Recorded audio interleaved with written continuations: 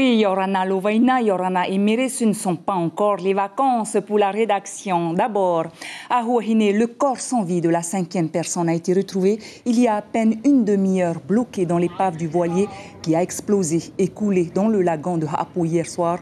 Comme vous pouvez le voir sur ces images, après plusieurs heures de recherche effectuées par les pompiers, les mouteux, les gendarmes, les pêcheurs, la 5e personne a donc pu être repêchée en direct à la radio avec Ibrahim Amian Adzi.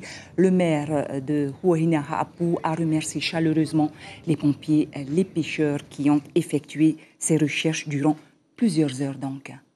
5 ans de prison, dont 3 ans avec sursis probatoire de 2 ans. C'est la peine du tribunal correctionnel hier à l'encontre de Vaiho, le conducteur du véhicule dans lequel le jeune boxeur Himata Newfer, 25 ans, a trouvé la mort le 13 novembre 2020 à Rayatea.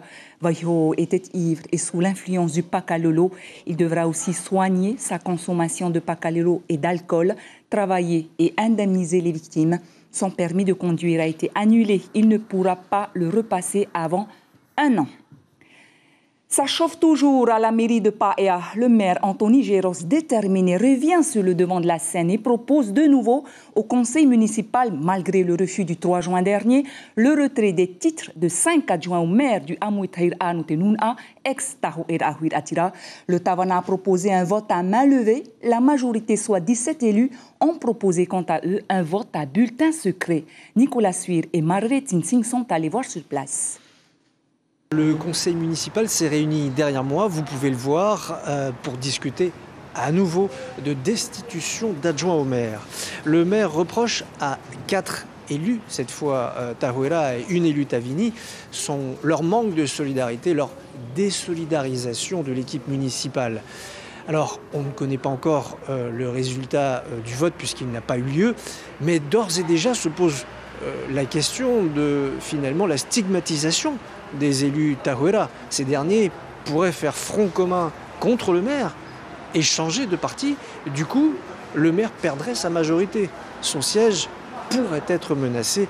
Plus de précisions ce soir dans les journaux dès que nous avons le résultat des votes. Oui, merci beaucoup pour toutes ces précisions. Moitai Broderson, inquiet et interpelle la ministre des Armées Florence Parly lors de la séance de questions au gouvernement à Paris. Le député polynésien s'étonne que l'État ait confié le contrat de maintenance des Falcons de la Marine nationale en Polynésie à Jet Aviation, une société suisse à capitaux étrangers, plutôt qu'à une société française déjà expérimentée. Il s'inquiète surtout pour les 67 Polynésiens qui risquent de perdre leur emploi. La ministre des Armées lui a répondu, mais Moitai Broderson n'a pas été convaincu par sa réponse. On écoute Florence Parly, puis Moitai Broderson.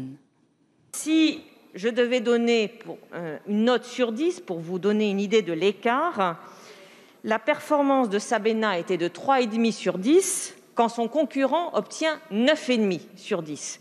Donc dans ces conditions, vous comprendrez notre choix. Notre choix, c'est celui de la garantie apportée par une société, Jet Aviation, que nous connaissons très bien, puisque c'est elle qui, aujourd'hui, assure la maintenance des Falcons gouvernementaux.